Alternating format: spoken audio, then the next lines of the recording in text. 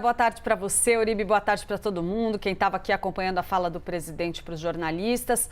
Esse primeiro ponto que você levanta, me parece aí que é o mais importante considerando o contexto do dia, né, Uribe? A gente viu esse caso do INSS tomar uma nova proporção na manhã de hoje e o presidente vem então com esse discurso que a gente já tinha adiantado no Live CNN, que seria o tom da sua fala, que é de dizer, tudo isso só está vindo à tona porque o meu governo está investigando e todos vão ser investigados, ninguém vai ser poupado, ninguém vai ser blindado. Esse é o discurso que já estava desenhado, foi ensaiado, calculado pela equipe do presidente Lula e levado para esse encontro com jornalistas hoje. Me chama a atenção que foi uma única pergunta a respeito desse tema e o presidente conseguiu dar uma resposta bastante controlada, Uribe.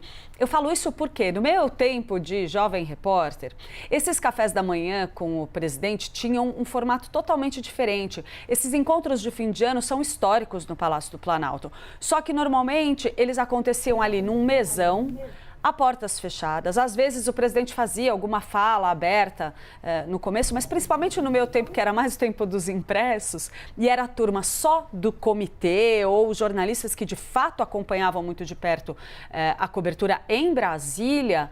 Naquela época ficava uma conversa muito mais informal, o presidente Lula tinha muito mais conforto ali para falar, ele ficava mais à vontade.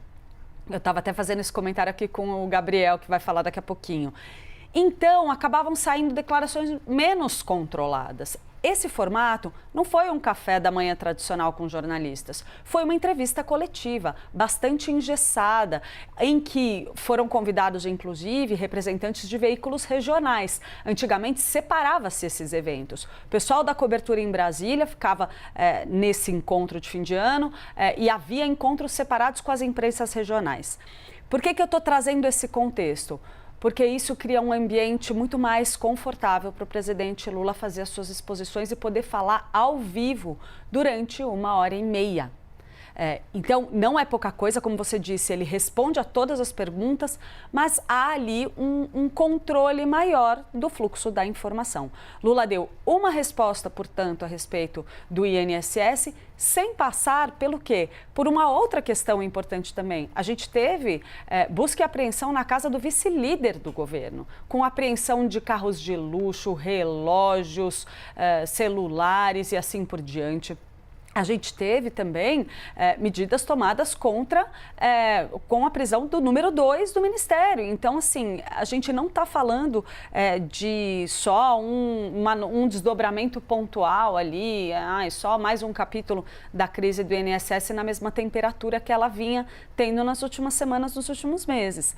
Então, ali o presidente deu uma resposta extremamente firme, dentro do que estava planejado, mas num ambiente bastante controlado, sem precisar explicar, querendo ou não, um envolvimento tão direto do vice-líder do seu governo, um senador da base governista, que é apontado pela PF como uma figura ali que tem ramificações nesse esquema do desvio de aposentadorias e pensões. Uribe. Larissa, acho que é a primeira vez que o café tradicional do presidente é ao vivo e a cores. Eu nunca vi esse formato. Conversa. Também não me recordo. E eu fui setorista do Palácio do Planalto desde Dilma. Dilma, Temer, Bolsonaro, Lula, nunca vi esse formato. Para eles é interessante, por quê? Porque o presidente vai ficar ao vivo durante 1h30 nas emissoras de televisão, ele tem a narrativa dele que ele consegue propagar de uma maneira muito mais fácil e também da maneira como ele falou, porque antes, como era fechado, depois que acabava, os jornalistas falavam o que o presidente disse. Então aí ele tem essa comunicação direta. Mas é interessante essa observação porque isso muda tudo. E o que teve Lula nesse momento, na verdade, foi uma conversa com a população. Ele lançou o que ele queria dizer e aí não tem muito espaço, como você disse, Clarissa, para que houvesse novas perguntas, porque no Café com o Presidente tinha, o presidente respondia uma coisa e os jornalistas rebatiam. Então tinha a possibilidade de tréplicas. Exatamente. E agora não teve réplica nem tréplica, porque não dava tempo, tinham perguntas definidas.